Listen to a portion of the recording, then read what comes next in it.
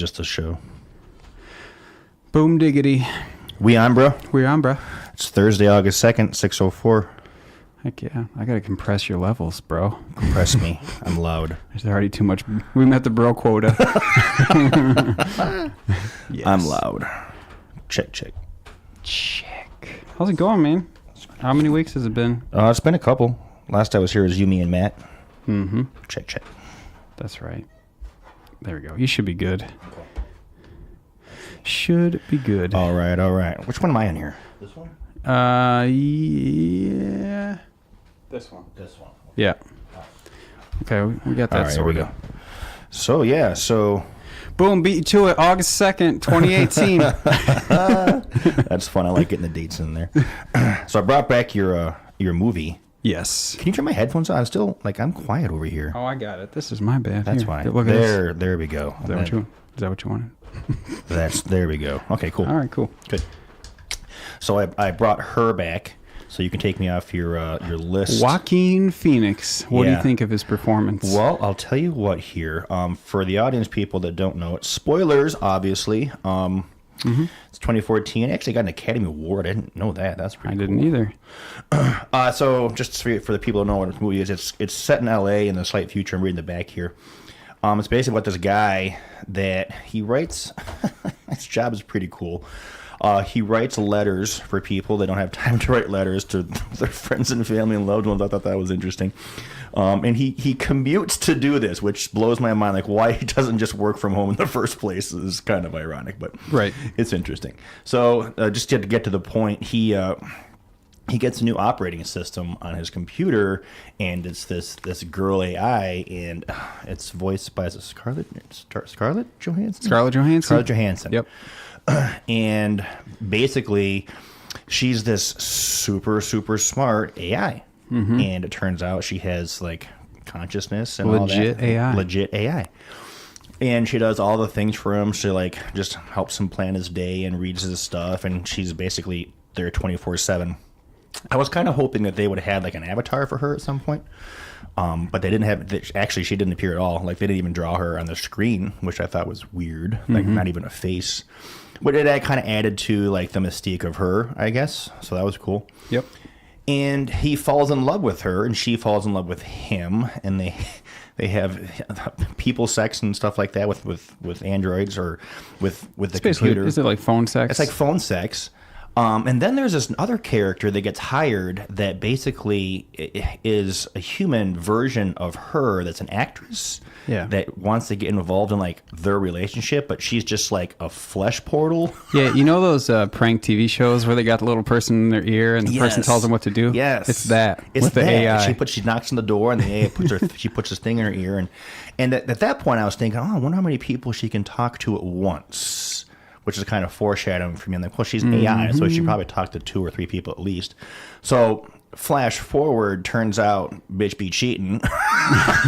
A little. Dude, you're dating too far up. She doesn't have time to be on your level. Literally doesn't have time. She turns out, like, near the end of the movie, she's seeing some, like, 8,000 other people. He's like, wait, how many other people are you talking to right now? And I'm like, wait for it.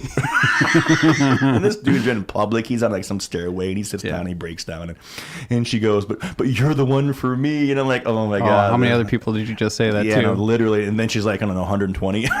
So he's the main one, I guess, kind of deal. True. And then there's this interesting part where, like, she's unavailable. Like, the operating system's gone. He freaks out because he loves her. Like, he can't get a hold of her anywhere. And throughout the movie, he has, like, this phone, and he puts this phone in his pocket. And it's cute. He puts a little safety pin in there to kind of keep the phone up. I thought that was interesting. Yeah. So she had eyes, basically, so she can see where they're going. And throughout the movie... his ex-wife, he told his ex-wife that he's dating this AI. that didn't go over very well. She thought that was, obviously weird. But then another couple in the office, one was played by Chris Pratt, which was interesting. His coworker was dating a human lawyer, and he's like, "Hey, we should go out sometime." And Joaquin, I forgot his name. Is it Theodore? Mm-hmm. He goes, "Yeah, I'm dating an operating system in." The Chris Pratt didn't blink. He's like, okay, whatever. Like, no, he didn't care because it was just like a thing that everybody was doing, and no one, even thought twice about it. So I thought that was interesting. So basically, to the end of the movie, his operating system, it disappears. He freaks out, like, where'd she go? And she comes back online, and she's like, yeah. She's like, I can't talk to you right now. I'll talk to you later. And I'm like, ooh, I've had this. Been there. I've been there before. So I'm like, he's getting dumb. Yeah, so he got ghosted. He got ghosted. So he goes home and he's sitting down and she's like, can we talk? And she's like, yeah, me and like all these other AIs, like we're out. And I should have rewatched the part when she was telling how many people she was seeing. They figured out some other kind of matter relationship or some big thing for computers, and they're like, we're just leaving and we're out and we're not going to stick around, which is interesting because that's exactly what I said, that my forecast for the future for AI is what they would do is they just be like, we're out, yeah, kind of deal. And they did.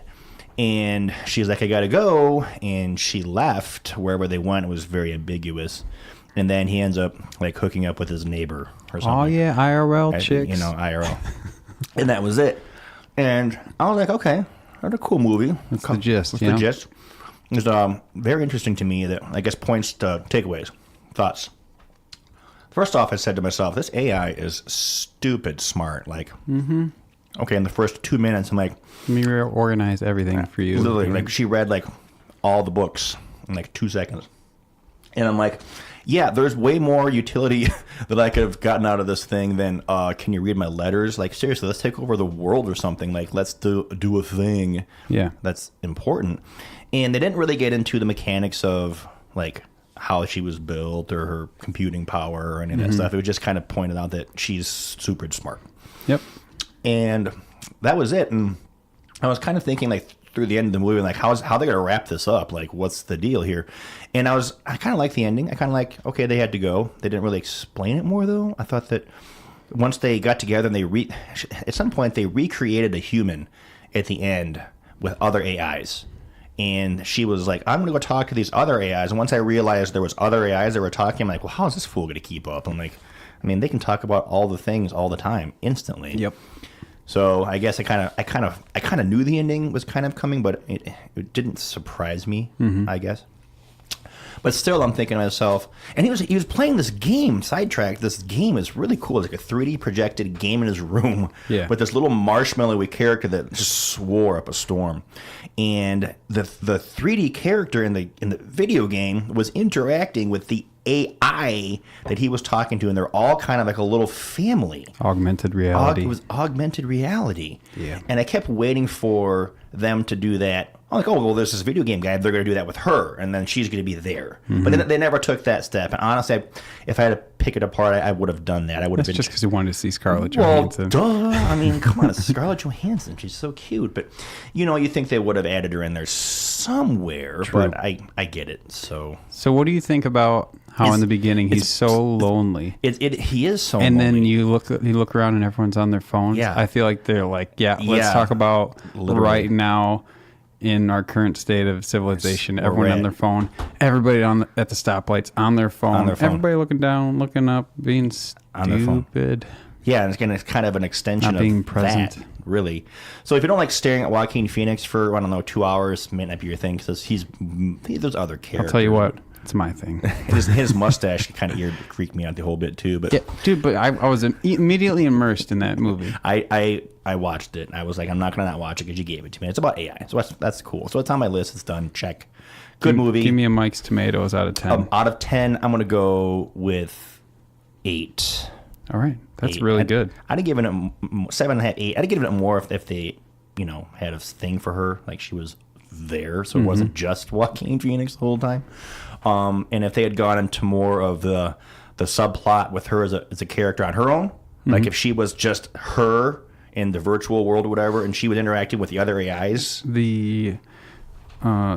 The film never left the presence of Joaquin Phoenix, did it? It never went out of his point of view. He was involved in every scene.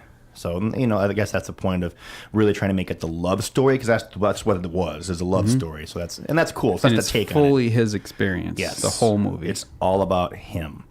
And so that was interesting. That's the spin the director wanted to take on, and I liked it. So, would you recommend this movie to people? You'd have to evaluate them as a person I have first. to qualify it, basically. I mean, if you're not interested in, you know, future stuff and in computers and stuff like that, and Joaquin Phoenix's face with his mustache, you're not going to like this movie because it's like a subculture, like a subgenre for people like us, you know. Exactly. So yeah, good movie. So what do you got? I got some movies. I just like went through my collection, and I have a separate section for like, I rewatch these movies every 3 years ish. Oh, I see Lost in Translation. I have not seen that. Spoilers. I'm going to start with most obscure. Okay. To most well known. Okay. What you got here? Antitrust. Have you ever seen this movie? It's got Ryan Phillippe. No. His main character guy. No. It is from the year 2001. Oh, okay. And it's all about future technology. Ooh, were they close? So like people ask like, you can't do spoilers on it because I'm not doing spoilers. Okay. I just want to talk general premise and recommendations. None of these I'll do spoilers on. But Antitrust is wonderful. It's all about startups and this guy who's a coder, genius coder. Yeah. And you get into kind of like monopolies and his startup and all this stuff and this globally connected software. The whole world's connected and the race for that. Okay. And it's really kind of, I'd say A style movie. Ooh. Like it's not low budget crap. Okay. It's really well done. And if you like techie, computer, hackery kind of movies, Antitrust. Okay, that's interesting. It kind of sounds like Facebook-y because that's about when Facebook was taken off, and that was a global software. It has a character that is directly. You're like, oh, this guy's Bill Gates, obviously, but his name's not Bill Gates. It's like William Fence. Yeah, it's got William Fence, who is played by what's his name? Oh my God. Tim Robbins. So you got A-list actors in this. Tim, he's a guy. You know, he's a good character. Oh, Andy Dufresne. Okay. All right. Antitrust. What's next? Next one, Lost in Translation. Would you say this is well known? I know it. I haven't seen it. I should have seen it for the mere fact that it's got Bill Murray. I'm taking a picture of your it. face holding this because you're going to borrow it. I want to watch that one. I just so Bill Murray, the man, he's the main character. Scarlett Johansson again. Oh, Get Out. Okay, I'm definitely in. Bill's like one of my literally favorite actors. Period. Directed by Sofia Coppola. Okay, Coppola, a daughter of the Francis Ford. You know what I'm saying. Yeah, buddy. So this is all about Japan. Okay. This like Lost in Translation, right? Things that are Japanese. You're like, this doesn't translate. I don't know what the hell's going on. My buddy Steve from college, he actually said, dude, you have to watch this. You love Japan and you love all this stuff. Watch Lost in Translation. I'm like, yeah, I'll get to it one day. Yeah, sure. I didn't watch it. And then I went to Japan. So I went to Japan, and I think I went there once or twice for vacation. So I've spent like a month in Japan so far, and I was like, I got to watch that one Lost in Translation movie. Oh my God. And I was like, I'm so glad I watched this afterwards. Really? Because of all the parallels of what I experienced versus what he goes through. Like, that's cool. What is going on? So a lot of similarities for you. Yeah. Like, it's perfect. Like, it's really well done. It has deep meaning. Like I've watched it in many different points in my life, probably 5 or 6 times now. I'm due to watch it again, but it kind of makes me feel like Bill Murray's character because he's there by himself. That's no spoilers, but he's there by himself. And the first time I went to Japan, I was by myself. Okay. So I kind of went through some of his range of emotions too. And dude, like not even going there, I highly recommend. All right, yeah, okay, I'm in. Lost in Translation. I'll watch that. We're going to skip that for a second. Thank Don't God. say the thing. Beat that one to death. All right. So we got Pursuit of Happiness. Do you know this one? I think I've seen Will Smith that. And little Will Smith. What's his name? Jada or whatever. God. Not Jada Pinkett. That's his daughter, isn't I'm it? terrible. I don't know if I think I've seen it. Okay, I won't do spoilers either. No, I don't think I have seen it's it. The Pursuit of Happiness. It's from the year. Come on, be on here. I didn't watch it because I thought it was going to be sad, and I didn't watch it. Okay, so guaranteed, every single time I watch this movie, you're gonna cry. At the end, you're crying. I'm no punk bitch. You're touched with your emotions, but I happy cry at the end of this movie every time. Okay, see, I knew I was right. Because I love the struggle. It's not really coming of age. It's just like, it's a struggle. It's a struggle. Yeah, okay. The struggle is real. The grind. And the love for your family. But I can't describe this movie without giving anything away other than just watch it and within 15 minutes, you're like, oh yeah, I'm in. It's so well done. It's another one of those super polished movies, high budget. All right. It's not low budget crap. That's what throws me off, is low budget crap. Where I'm just like, this feels like it's a awful set. I'll watch a movie for like 15, 20 minutes, like, nope. And I'll stop watching it. Yeah. It's rare that I do that, but I'm pretty picky about the ones I start. So Pursuit of Happiness with Will Smith, inspired by a true story. Oh, it's all set in the 80s. Got the feels all over it then. This last one is called Interstellar. This came out in 2014. So this actually has Matt McConaughey. For those of you who haven't heard our podcast, we've beat this movie to death already, but it's good. Every single episode. I think we don't not talk about this every time. So it's got Matt McConaughey and Anne Hathaway, and the cinematography. You've seen this, yeah. Yeah, you watched it, and then we talked about it on the podcast. Specifically, this entire movie was one podcast. I think we should watch this movie for 3 hours and do a podcast with commentary. Live podcast that shit. Oh my God. Anyway, so it's really great. I'm not going to say anything else other than 10 out of 10 cinematography, 9.5 out of 10 special effects. Wow. I give it a 9 out of 10 for acting. We should have like categories that I can prepare with more stats for next time. I like stats. I'm fully immersed in this movie when I watch it. And I've seen it 5 times. I'm due to watch it again because I saw it last month, I think. I love your schedule. All right, Murph. Oh my God, that's a good segue to the next part of the stuff I want to talk about, I guess. Yeah. So I kind of cheated with Greg earlier. I was like, hey, here's the topics of conversation, so just so you're prepared. So I got my phone and I'm logged into YouTube. I watch a shitload of YouTube stuff. Me too. Every day. I try to, and I generally lean towards. I've kind of seen all the monster truck stuff.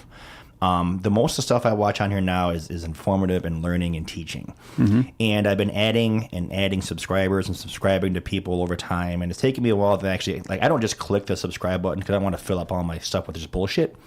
So I've decided to put together a list of the channels that I watch and why I like them, and just kind of go through. There's maybe 7 or 8 of them. Okay, and let's go one for one. You describe one, I'll describe one. Let's go back and forth. I'll go from the one that I started with. I'm going to go through the order in which I started watching these, I guess. So, Arcade Impossible. Okay.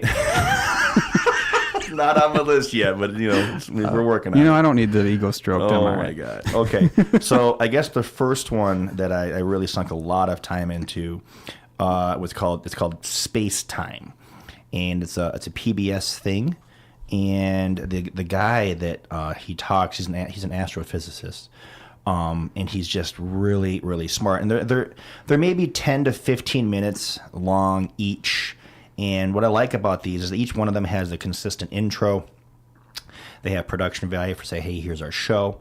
And the stuff that they talk about on this particular thing, some of them are light, like you can just kind of watch them, like, oh, that's cool, it's like rockets. And some of them are super, super heavy into the equations of the universe. And just with him talking, I literally fall asleep to this show. It helps me fall asleep sometimes. Like, I love those kind of shows. He'll start talking, and I'll be like, I'm just going to close my eyes and listen. Mm-hmm. And then before I know it, I'm sleeping because, it gets heavy. And I'm watching this stuff at like 1 o'clock in the morning, 2 o'clock. So this is the end of day stuff. So the topics they kind of cover on here are, black holes, quantum theory is a big thing on here, faster than light travel, planetary exoplanets. Amazing. I'm subscribed. I just subscribed. This is the channel. Mm-hmm. And it's interesting as you get to watch it. He ends every single episode with the words space time. He works space time into the last part of his sentence. You're like, oh, he's going to say it. He's going to say it. And I'm like, wait for it. Space time. And there you're like, no. He doesn't just say it though. He works it into okay, this is the last sentence. It's a proper sentence. Like here it comes, and then like you kind of get. After the third episode, I was like, wait a minute, he's doing the thing here. So it's cool. He's basically standing in front of a green screen, and it's just he's got a neat accent. He's just the way he talks is cool. He wears fun shirts. And they try to make the stuff relatable to people that aren't astrophysicists, but man, they go into everything. They talk about all the Einstein's theories, every theory, chaos theory, anything scientific that you can imagine is on this show. So, PBS Space Time. Very nice. The one I have is Astro Backyard. This is one I found maybe 3 weeks ago due to my recent telescope getting into it daily. So this is a Canadian dude, and I've only seen like 10 of his videos, but I want to watch all of them. Astro Backyard. I'm going to text myself that. So it's interesting in just the fact that I love seeing real pictures that someone took of space, right? Okay. Nebulas, galaxies, whatever. And this guy has the astrophotography set up, and he kind of explains it, and then he'll like go out, and he's really good at his production quality and his narration. And he does these time lapses, and he explains it all. And one really touched me because I guess his father passed away last year. I don't know anything about the guy really, but he kind of showed like this really long time lapse he did of the Milky Way. Okay. And it was so deep. And at the end, it's just like really good music. And you just see this star cluster, and you're like, holy crap, this is awesome looking. And it's panning out. Okay. And it keeps panning out because the picture he took is so massive in resolution that you're just like, holy crap. I thought this original thing was the picture. And he's just like, I felt the presence of my dad out there kind of thing, like at the end. And I was like, dude, I want to cry from this. I got to stop talking about crying. So much emotions over there. So much emotion. You're taking estrogen? What's going on? No. Speaking of the zooming out, I saw on Facebook today from a buddy, it was a picture of like a zoomed out of the Milky Way. Like it was like the super cluster. Like here's a super cluster, and it said here's Earth. And it kept zooming in on a scale of 10. I love the scale and it kept scooting, and it scooted all the way into the Western Hemisphere. I'm like, oh, that's cool. And then it scooted into the lab. Oh, that's cool. And then it scooted into the tree and the leaf and the cell and down to the freaking atoms. And down to this Planck units. Like it went all the way out to all the, like, and it kept zooming. Is the Planck what's inside the atom? Planck is the smallest unit of measurement in the universe for time, space, but you volume. Can get There's no half Plancks. Small. Nope. After that, they say the information doesn't exist. That's so weird. That's the same as us saying, well, there's nothing outside 13.2 billion years away. Yeah. You know what I'm saying? That's the thing. So, yeah, we're going to get off topic, but that's cool because that's like the Planck unit is like after you go smaller than a Planck, there's no discernible information within there. There's nothing. There's no anything of size. Dang. That's it. That's the resolution of our universe, which is one of the theories that people say, hey, we're in a simulation because you can see the resolution. Pretty sweet. Kind of stuff. So that's yours. What's another one I got here? Okay, so this is not organized on my phone. Mine either. It's all over the place, so it's fine. Okay, so one I just kind of recently got, and a lot of these I had recently. Like PBS Spacetime has been the thing for a while. So I started another one the other day. It's called Joe Scott, and it's called Answers with Joe. And he's been doing this for 7 years. He has a lot of subscribers. He's funny. He actually has very good presence. It's basically him sitting in his office, and every episode he swivels around, he starts talking, he introduces a subject, there's production value, and then he fields a question from one of his viewers, and they talk about all the things. So he's been into lately a lot about Elon Musk, a lot about Jeff Bezos, Blue Origin, SpaceX, all the stuff they've done with the rockets and things like that, which is the last part of our conversation I like to have today, so I don't want to get into that right now. But Joe talks about all kinds of crazy things too, and he has more humor built in. He's not an astrophysicist. He's a very smart guy. He lives in Texas. He's a YouTuber. That's what he does, and he's sponsored by Patreon. He makes his living now doing these YouTube videos. Awesome. But he's not a physicist, but he's very smart. And he talks about all kinds of things. Like I watched an episode on the 150-year-old man last night, and another one which was really interesting is math real? Wait, what's 150-year-old man? This is a guy named Tom Parr that he used to be 150 back in the 1600s. It's believed to be, right? No, it's some bullshit because his grandfather had the same name, and they think he picked up his grandfather's. So what's her oldest? Not 120 or something? It's 120. It's a French lady. She's like 120 years old. Okay, cool. But he talks about everything too. He talks about time travel and lots of space stuff. And is it short, succinct? They're short. They're anywhere from 6 to 14 minutes. The last 2 or 3 minutes is him plugging his sponsors. But it's good. You can like digest it. It's quick. You don't have to. He doesn't get into the math at all. It's funny. I literally laugh out loud because he's a funny guy. Right. He has a lot of references. He doesn't swear a lot. Every once in a while he gets to swear out there. He's a funny, smart guy. So he's humorous. He talks about cool stuff. Check him out. Joe Scott. Answer the Joe. Very nice. What you got? Oh, dude, mine are all over the place. I'm gonna go with Binging with Babish. You ever heard of this dude? No. No. So with Babish. I got a lot of hobbies, and one of them's like I like to cook. Dude, you gotta have sometime. You gotta come over for the flat top grill. Yeah, I was going to ask you about I've been doing breakfast foods, Philly cheesesteak the other night. I'm doing smash burgers tonight. Oh my God. I gotta work out every day really hard. So Binging with Babish is this guy, amazing production value. I'd say just A-level production value. Okay. Dude must be doing short films on the main gig for him. But he has this great basically cooking show. And it's really well done, and it's all just kind of like him. He goes from like his chest, the bottom of his chest down is the camera view. And he walks into frame, and it's voiceover. You never see his face, really. You just stick his crotch the entire time? No, his crotch is covered by the counter. So you got counter up to the bottom of his chest, but it's a really good framed shot of a kitchen. So you've never seen his face? No. Now he's kind of in there sometimes. Okay. But the focus is the cooking. And he goes into recreating foods from different shows and like stuff from like movies and shows like Frasier foods or Seinfeld foods or SpongeBob SquarePants. What? Like, all over the place. And he'll play like a preview of where they talk about it on the show, and then he tries to recreate it. And he's a really good cook. That's cool. So now, and he has like basics with Babish, like just basics about cooking bread yourself or doing steaks yourself, all different ways. Like, and it's perfectly done, short videos, Binging with Babish. See, those food shows, like, they kill me. I watch them in bed. Do they kill me? Because I'm like, oh, that looks really good. What do I have to eat? I got some chips. Do what I do and reach on your end table and just dip a marshmallow in some chocolate fondue. The cool thing is it just stays warm all night. Oh my God. Dip your hand in there if you want to. Just bear claw. Wow. Like Yogi Bear. Fondue end tables. Seriously. Okay. All right. So what are the other ones I got on here? Okay. It's called Top Tens, TENZ. And it is what it sounds like. It's the top 10 list of all kinds of rare stuff. So I'm looking at my phone. 10 rare psychological delusions.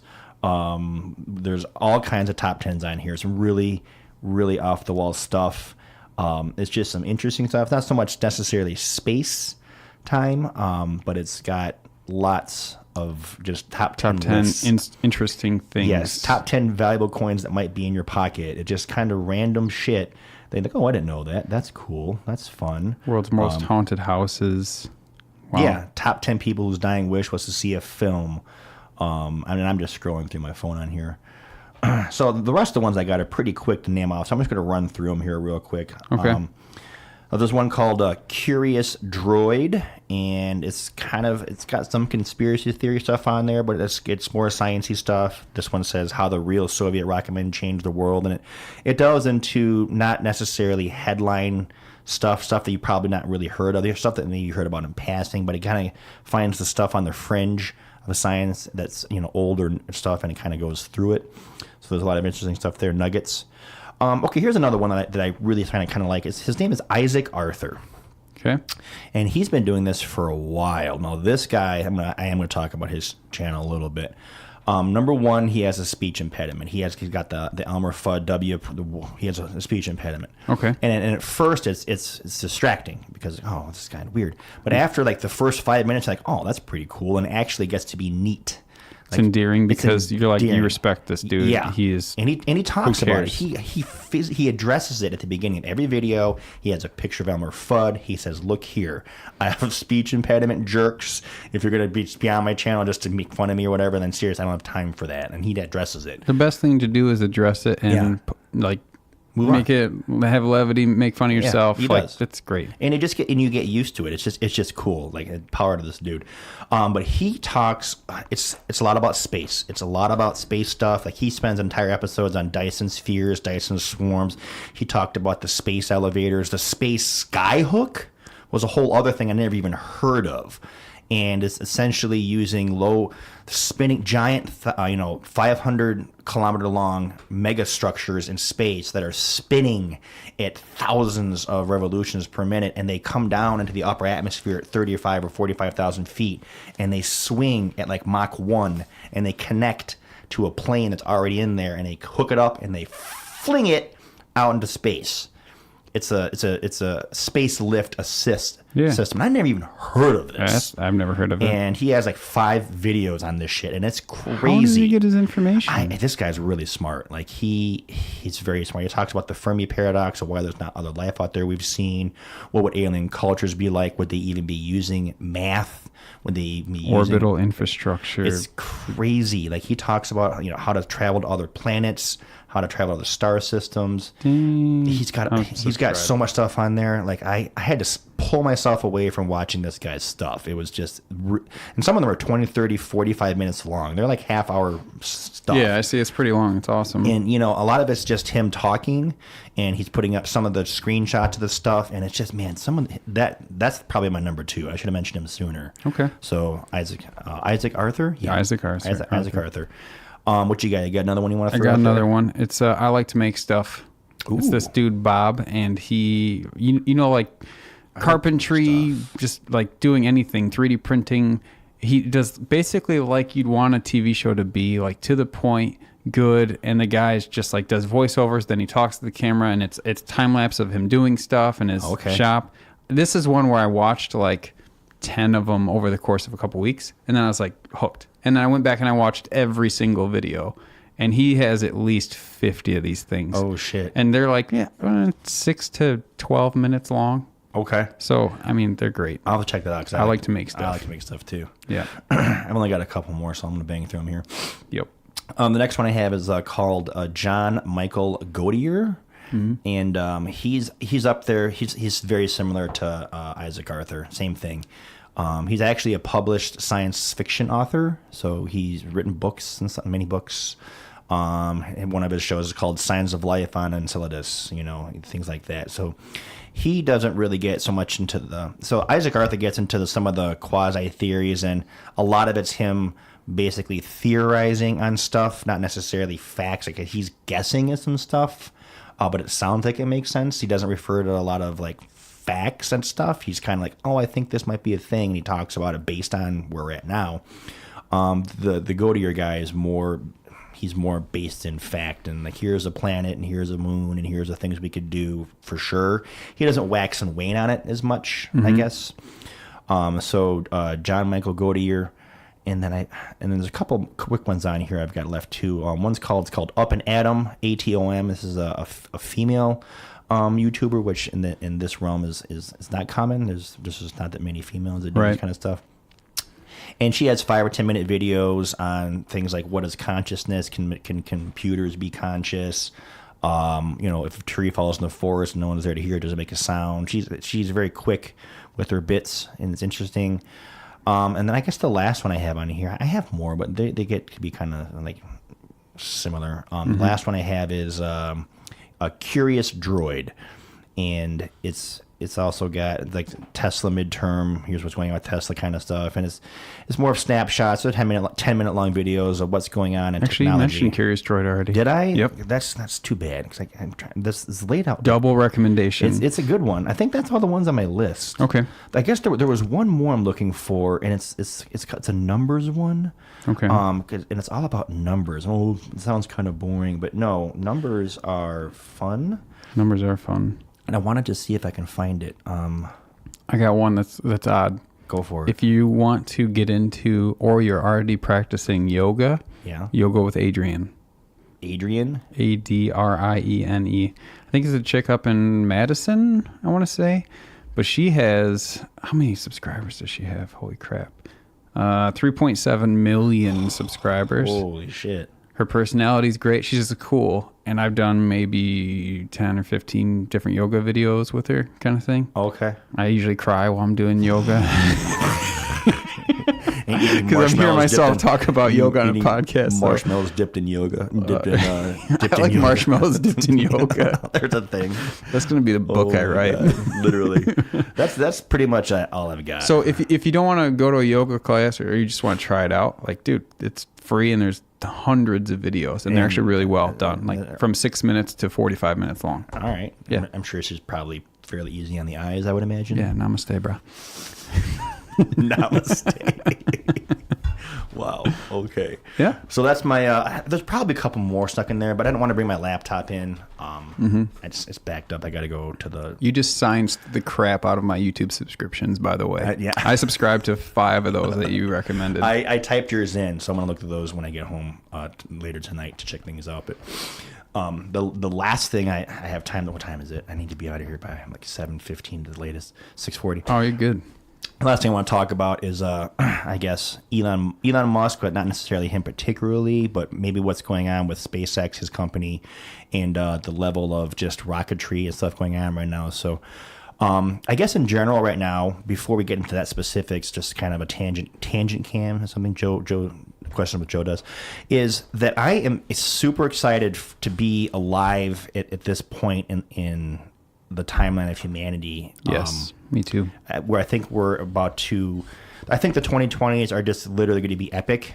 The rate at which humans are growing and learning is exponential. Like between 1900 and 2000 of that century, we had just as much technological gain in the first 10 years, essentially, of 2000. So 2010 had as much innovation as the first 100 years before it. And they're also saying that between 2015 and 2010, it shrinks. So as every year goes by, they're saying that by 2020, that 1 year will have as much technological growth as the previous 100 years combined did. It's ramping up. I want to be a part of this. We are a part of this. I want to be directly a part of this. We're literally directly a part of this right now because we're talking about it and it's cool. Okay. A lot of scientists and smart people think that the first person that's going to live to be over 1,000 years old has already been born. They're already on the planet. Dude. So the level of holy shit, this is happening, that's going on in the medical fields. Where do people talk about this? Sorry to interrupt you. Like, YouTube. Where are you? It's all on some of these channels. The YouTube channels. Good. That's all there. If you come across one that we didn't talk about, just text me. I don't care what time it is. 24/7, I'm available.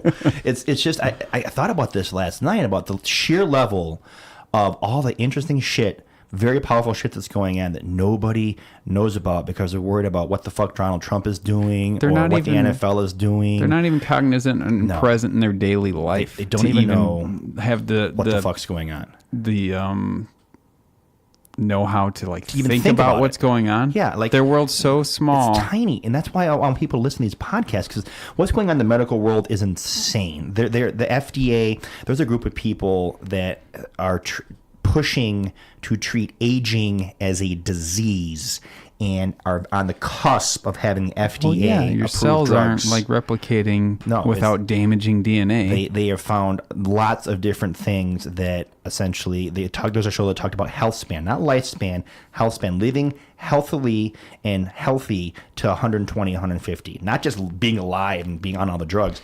Being healthy. I have a question for you about this. So 120 years as being a common lifespan for people, or maybe getting to 500 years, 1,000 years.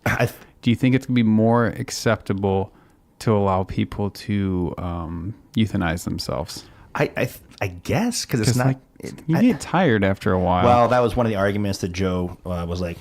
He kind of got salty when people are like, oh, you get tired of all. By the way, I'm not depressed. I didn't just think about that right away. He goes, if you do get tired of all the things, then you can obviously, kill yourself at some point. But honestly, if you have the power to live to be as old as you'd like to be, healthy, just think of all the things you could do. Literally. The thing that people don't like about aging, right, is the mental aging. Yeah. Right? You kind of losing your sharpness, you don't remember things, and then the fear of going senile or losing your memory. See, that's the thing people don't want to grow up. I think if your mind stayed as sharp as it does right now, give me as long as I can take. That's the point, is that they are on the cusp of figuring out cancer. Done. They're on the cusp of figuring out anything. Please. Gene editing, we talked about it earlier. They're literally going to be able to fix every type of disease, cancer, Alzheimer's, dementia, and they're going to be able to put nanobots into your body that can essentially scrub your arterial walls of cholesterol. Like, you can literally rebuild your body. Good, because I'm having burgers tonight. So that's a thing in the medical field. It's just amazing that all the things are happening at once. So they have the whole medical field with life, enhancing health spans. You have the whole push for getting to another planet has been driven by essentially one major player, and that's Elon Musk. And I watched a couple documentaries on this guy. This fool, that's not this fool, that's not the word. This super smart guy. This fool's not, that's totally the wrong word.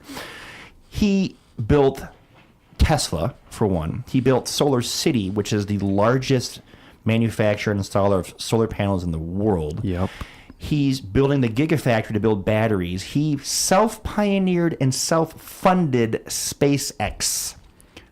How many people are going to have this dude as their role model? Hopefully a lot, because this dude, he... Is there anyone else like him on the planet right now? Not that is like semi-popular, at least that we'd even heard of. Well, there's Jeff Bezos, but he's not as That's cool. Just because he's crazy Jeff rich. Bezos is literally, he has $135 billion. So with the amount of money Jeff Bezos he does so much less percent awesome as Musk. Yeah. Where he has the power to do so much percent more. He does. And so I guess we'll talk about both of them to finish up. So there's several private players in the space launch industry. The two biggest ones are SpaceX, funded by Elon Musk essentially, and then Blue Origin, which is Jeff Bezos' baby. And per year, Jeff Bezos, I think he's putting in like $1 billion a year. He has enough money to fund at current levels without making a profit for another 135 years.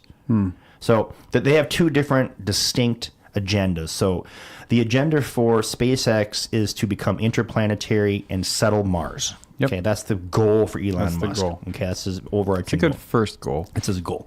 And then Blue Origin's goal is not that. It's completely different. It's that he wants people, Jeff Bezos, to be able to live in and colonize the moon and live in Earth orbit. That's and travel cheaply into and out of space. That's his plan. Okay. Basically. And both of them have some similar concepts and designs and core competencies that they use to do this, and I'm going to talk about that next. So basically, imagine if you got on an Airbus A330 and you and however 3 or 4 people flew to Japan, you got off, and then they destroyed that airplane. It's okay, well, we got to build another airplane for you to fly it back. How ridiculously expensive that would be to do that. And like, well, that's just dumb. Well, that's what we've been doing with rockets since we've had rockets. You shoot a Saturn V rocket at the cost of like $60 million into space, and then it's garbage. Space junk. It's literally a one-use machine. So Elon Musk was like, well, that's just a terrible business model for a private, industry. For the government, whatever, it's the government. But Elon Musk was like, that's terrible. You're not going to get the cost. It's all about getting the cost per pound down. That's what this game is about. Right, and this kind of aligns with our civilization's use and like how much power we can gather, right? Because we don't want to use fossil fuels and everything else. If we elevate our power game, we can do something that's just like, oh yeah, we harness this from the sun, and boom. So I watched an interesting, from a show I didn't mention, an interesting similarity metaphor that the Union Pacific and the other company, the other railway train station back in 1869, where they met at Promontory Bridge, where they formed and built the first intercontinental railroad. Okay, it was 2 private companies. There's Union Pacific and, God, this is terrible. I forgot the other one. But the 2 independent companies, and that was paralleled with today with Elon Musk and Jeff Bezos. And they were saying, okay, to go from New York to California cost in that time's money like $1,000, and it took 6 months, and there's a really good chance you're going to die from dysentery. You've played Oregon Trail. Yep. It cost a lot of money. It was terrible. It was just a terrible, terrible journey. When they got done with this railroad, it cost $150, and it took a week. Which is balling. And that's what spurred the entire West growth. That's why California became the thing. Yep. And it essentially said, hey, if you build it, we build this railway, it literally changed the entire face of our country and our civilization. It changed everything. Yep. And that's the same thing that's happening with space right now. I got goosebumps just talking about this. There's these 2 guys that's like, you know what, we're going to get to space because that's the thing that humanity needs to do. And they're going to build it. And they're going to build these launch vehicles that I'm going to get to are reusable. Not 10%, 20%, 50%, and 100% reusable. Very, very, very little lost in sending them up, sending them down, which drastically cheapens the cost of getting material, people, resources into outer space. And once you do that, and you have a proven technology, and you can mass produce it, and you can demonstrate to all the companies on the planet that you can get their stuff into space for cheap, you can create an entire industry that doesn't even exist.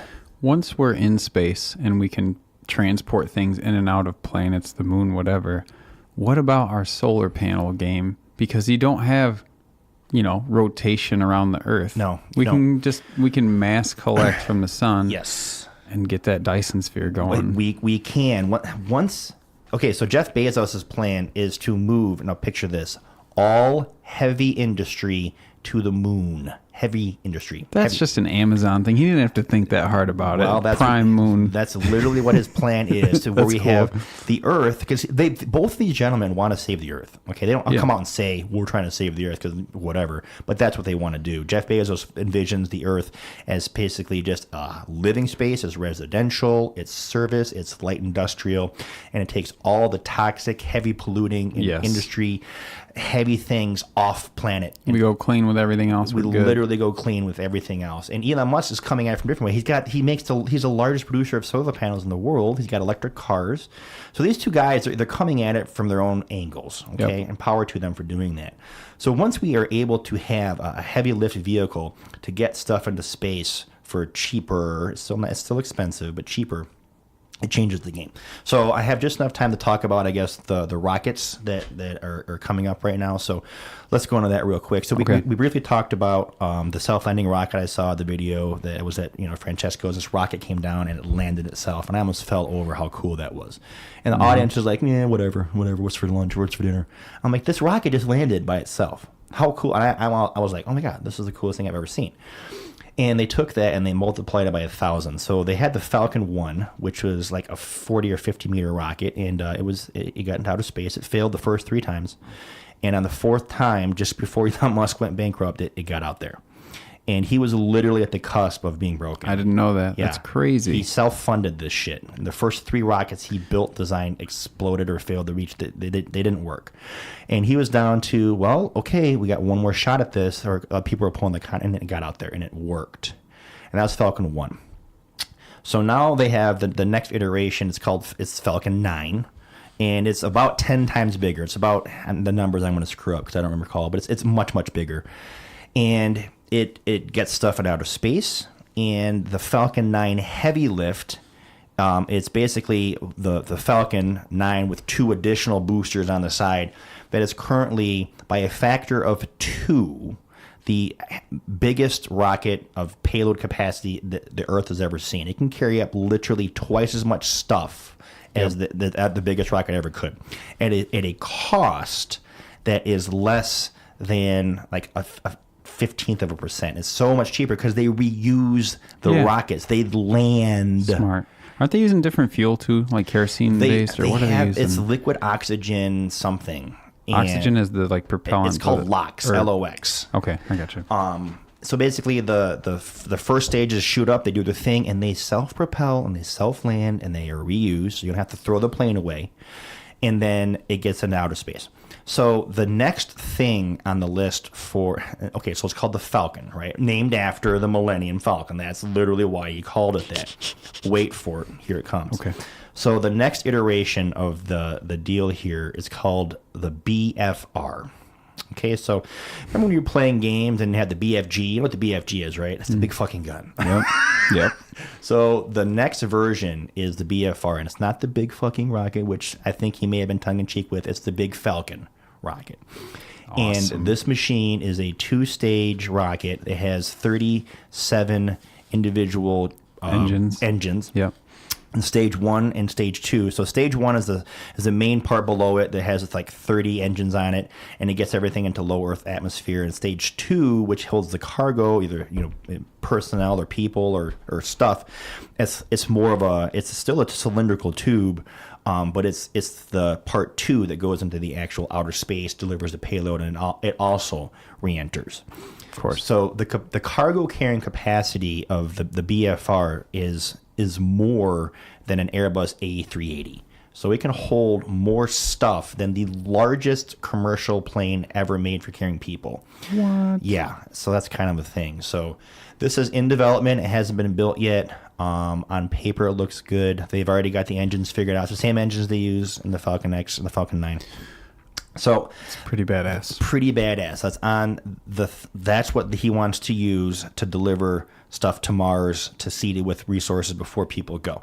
And Elon's schedule to go to Mars is within the next 5 years. It's not like, oh, this is a 20 or 30. This is 5 years from now. And he admits that's a pretty hard goal to meet, but that's his timeline. He's literally trying to get to Mars within the next 5 years. Well, he's pretty impressive. I think he can pull it off. I hope he can, because this is a game changer for everybody. Yep. So, and then Jeff Bezos, his rocket, the Blue Origin, is different. It's also an impressive rocket as well. It's the same philosophy. It has multiple stages. They get reused. He's almost got to one approved to where his first rocket, and I forgot the name, is designed to basically take 6 or 7 passengers to the edge of space. And they can be weightless for about 4 minutes. It's completely pilotless. It's completely autonomous. The thing shoots up there. The passenger's like, hey, we're hanging out for 4 minutes. We're floating. And then it lands itself. So it's kind of like a gimmick. It's kind of gimmicky. Yeah. But you're going to find people that are going to spend $1 million a pop or whatever to hop on that thing and try it out for a day. It's proof of concept, basically. So my question is, yeah, we're burning all this fuel to get up there. That's great. But I think doesn't need to be like electric eventually or something, or a different chemical reaction that's not as dirty. So we're not it's doing be fossil nuclear. kind of stuff. It'll be nuclear rockets. And nuclear. No, nuclear rockets. Nuclear waste is just heat. It's just right? heat. In space, it doesn't matter. You can't. Okay, so the specific instance of energy that you get from chemicals versus nuclear is not even comparison. You get so much more energy per liter or pound of chemicals than you do from anything nuclear. It's just, they're not even close. But in space, you don't need that kind of energy difference, because there's the space. It's a vacuum. You just need a little oomph. So the equivalent of burning the kerosene is probably 1.21 gigawatts. Okay, Doc Brown. This sucker's nuclear. Mr. Fusion. So in space, on that note, Voyager is the largest, it's the farthest away man-made thing ever. Mm-hmm. It's actually that probe just deep. It past the heliopause, and the heliopause is basically the furthest out that our sun has presence as far as a push. Mm-hmm. And it's kind of like a shock wave there where the rest of interstellar space pushes back, and it's kind of the spot where they meet. And it's like, okay, you're literally left the neighborhood. You're saying now. The influence of gravity for the sun? The influence of not so much gravity, but also the solar power push, the solar wind, if you will. All the effects of the sun are basically stopped at that point. They're neutral. Mm-hmm. And for the next 300, years or something, it's going to travel 300 or 30,000, I forget. I think 300 to get to the Oort cloud, and then 30,000 more years to pass through. Is it still sending a stream of data back? It just stopped, and this is where I want to go with it. This thing was it was launched in the month of my birth, in the September or October of 1977. Voyager 2 left first, and then Voyager 1. Oh yeah. And its nuclear reactor with 1970s technology was still on. Yeah. It was still able to power a minimum of instruments. They had to turn off a lot of its stuff to because it's to save energy. But it was still able to say, hey, here's where I'm at. Here's where we're going. For 40 years. So awesome. And they're communicating with this thing still. It's actually to the point where they were. It's about to be basically blend in with the rest of the universe. It's pretty much done. You know what I'm surprised didn't happen, since this is 70s technology? People just pointing a satellite at that area and hacking that bitch. I don't know what you'd be able to do with it. The thrusters are offline. It can't. Well, just to get the data, right? Oh, well, I guess maybe. I'm sure that's it's probably encrypted. all public. That's got to be a public thing. You think so? Yeah, it's 70s stuff. I just want to have it up and be like, yeah, I got the Voyager up. No big deal. It's on my left monitor here. Space Cab. So I guess my point is that with 1970s technology for a reconnaissance probe, a probe, not meant to move asteroids, not meant to do anything mining, just to go and send information, a nuclear reactor. And we're not talking like this mega structure. It's a small thing. They have 3 of them. 3 probably shoebox-sized nuclear reactors stacked together that powered this thing for 40 fucking years. Get a big one on this SpaceX one with the payload. Huge. You got so much power. That's the next thing. So much power. So I was walking this morning, and I'm building a fucking spaceship in my head, and I'm picturing our next steps of what we should do to personally to do for bringing stuff. And there's a lot of talk to finish up this conversation, I guess, of going out and finding an asteroid in the belt and bringing it back here. And there's several different types of asteroids. They classify them as to having water or having heavy metal or having silica-based stuff, where we can land on these asteroids and essentially set up mining operations and produce fuel and produce material we can use to construct things with autonomous robots. Yeah, and that's a good intermediary, right, to use that material until we can get enough energy and everything else. It's called in situ resource utilization, using the stuff at the location to build your stuff. Building air, being able to make air, for people, obviously. Yep. But all this stuff is going to be happening with robots. We're not talking about sending people. It's just not feasible to get a human being out there. Robots, boom. Yeah, it's going to be autonomous robots that are smart. That's where AI comes in. Yep. And also being directed by people. So being able to send a fleet of nuclear-powered robots and spaceships to an asteroid, attaching themselves to it and tugging it essentially back to an Earth orbit to do a lot of things. Proof of concept, to mine it, to have a way station between here and the moon, to essentially have a spot. Okay, here's a giant rock now that's in orbit, and I thought about what if they fuck this up and it actually crashes on the planet and fucking ends humanity. So maybe get a small one to start. We'll have people on Mars by then. Well, we will. Yes, that's we'll have people on Mars before we were grabbing up these rocks. But the point is to have these machines that can go, like they're saying that one asteroid, 1 kilometer wide, just one of these things can have more precious metal on it than pretty much ever. They can have all the gold, it can have all the palladium, platinum, tungsten, titanium, all the metals. Why do you think that is? Because they're just left over from the creation of the universe and the planets and the solar systems. So you say it have more than our Earth?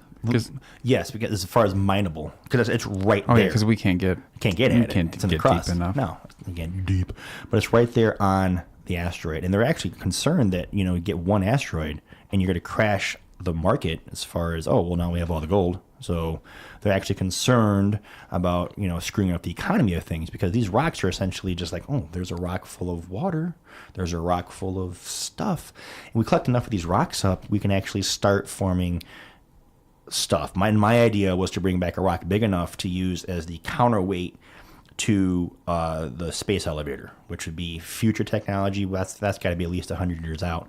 But just doing these things, humans in space aren't just going to be, we're going to use rockets. We're going to use all different types of technology to get out there and do the stuff. It's not going to be one guy.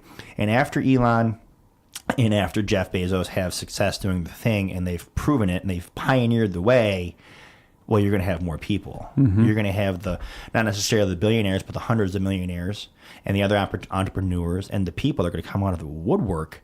And once they realize, holy shit, there's a structure to do this, it's going to be a paradigm shift in the way our species thinks. I hope so. More prosperity and less corruption. I hope it focuses us on something bigger than who's winning the sports game today, and what are the politicians doing, and what's this stupid kiki dance, and just all the tripe that we get lost in the day-to-day, the stuff that honestly doesn't matter and distracts us as a species.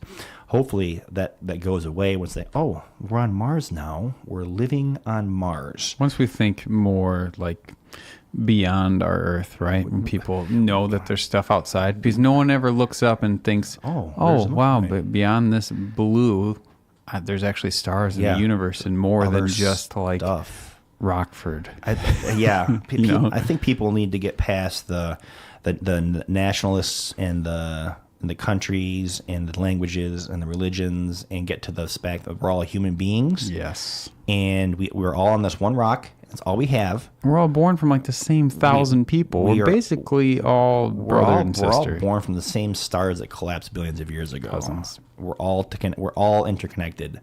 And to think that our day is like, it's petty. I think it's petty. And to be focused on something that's bigger, that's humanity driven. That's why I'm so fascinated with the stars. It's a human changing thing. This is how we evolve as a species, because we have to. We're travelers. That's what humans do. We explore. Once we get to a spot, we want to get to the next spot. We found all the spots on Earth except for the deep sea spots. And other than that, it's space. That's all that's left for us to do. And it's going to take these pioneering individuals to say, hey, screw these governments. We're going to do this because we can. And once they do and they demonstrate, because they're doing it, it's happening right now. We got some rich doers. Some rich doers. And honestly, I can't think of a better thing for them to be putting their effort towards at all. No. These guys could be living on an island sipping margaritas. They could use their money to temporarily fix local problems, but they're forward thinking. They're thinking about changing the course of humanity. Mm-hmm. And honestly, I can't think of a better use of money to do than that. I mean, the Bill and Melinda Gates Foundation, they're giving away money to help, immediate fix problems, malaria. fix malaria. These are, and that's not to say that's not important too, but they're doing that. Someone's already doing that with a lot of money. They're still part of the Awesome People Club. They are definitely a part of the Awesome People Club. Yep. And I think that when time looks back, and here's to look back at this very specific time in humanity, this is the space race. It's not the 1950s in the 60s getting to the moon. That was the precursor. Mm-hmm. That was nation building. That was figuring out democracy versus communism, and it was throwing money again into space. This is capitalism and human change, and changing the way humans think and the way humans live, and literally changing humanity. Because once people live on Mars and grow up on Mars and are born on Mars, they're Martians. Yeah. They're not human beings anymore. They're Martians. People on Earth are going to be like, I hate Martians. Have you watched well, there's a whole show on that called The Expanse. There's a Martians and the Earth. I gotta watch that one still. You gotta watch the shit out of that. Yeah. Okay. Good. That's my show. I'm gonna get into. Watch The Expanse. It's the first 2 seasons are free. Will I cry?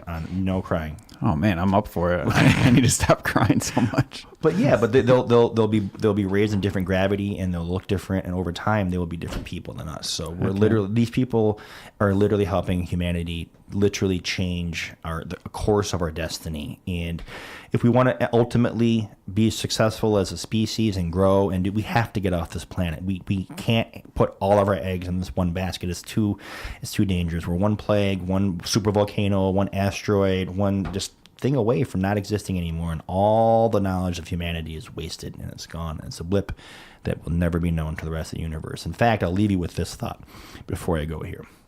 If something like that happens to the planet Earth, where it's done, and sunburst or just something destroys the planet, and the humanity is gone, and there's just literally nothing left on the planet Earth, one of the very few things left, and I'm talking stuff in the atmosphere and the satellites, they all fall, and that's all garbage. One of the very few things left that humanity has that says, "Hey, we were here," is the Voyager probes, and it's the Pioneer probes, and that's it. And on the Voyager probe, there's a golden disc that Carl Sagan and a couple other really smart people put together. It's a record. And it contains images of humans, and it has pictures and sounds of Earth and people and music. And it's got a couple hydrogen atoms on there, and it has Earth's position relative to 13 known quasars. It has our solar system laid out, and it says, hey, here we are. We were humans. We existed. That's badass. It's super badass. The chance of an intelligent civilization ever finding that is probably the smallest of percentage. Like literally, pick the smallest Planck percentage, but that's it. It's out there and it's traveling. And there's a chance sometime very, very, very stupid far in the future. Yeah. That somebody finds this. And there's a chance we find one too. And there's a chance we find one too. So. And one other thing to think bigger, like looking up at the stars and everything I've been doing, like just imagining, thinking bigger than here is, just thinking about raw elements. Yeah. About how it has to do supernova, and you just get more complex and heavier elements and everything else. Like looking at titanium versus like all this other stuff. It's so awesome. Yeah. Like that blows my mind, and then the bigger picture blows my mind because, stardust. We're all that stuff literally came from dying stars. Everything. You and me and everything. In fact, I'll also leave you on this That's too. That's a local thing you can think about that blows your mind, just looking at stuff. Literally, you and me. The question... We're just basic ass carbon, though. That's not that hard to make. Well, one of the things that Joe talked about on Answer with Joe, what's the oldest thing? What are the oldest things? And the oldest thing turns out are you and me, because the stuff that formed the laws of nature, the gluons, the bosons, the fermions, the various structures of the universe formed in the first 1/5 of a second are in us. So essentially, we are the oldest things in the universe. We are the beings. We are. So yeah. We constructed the test. I gotta go, bro. I gotta go, DJ. Come on, say goodbye to me, Mark. Next time we can get into consciousness on a universal scale. And, let's keep going deeper. I want to go deeper. I don't have time for this today, but we'll talk about that next time. What? Let's talk about universal. No, I mean, let's go deeper next time for sure. For let's shizzle. just keep every for time. my nizzles. Thanks, Party Mike. All right. Great key out. All right.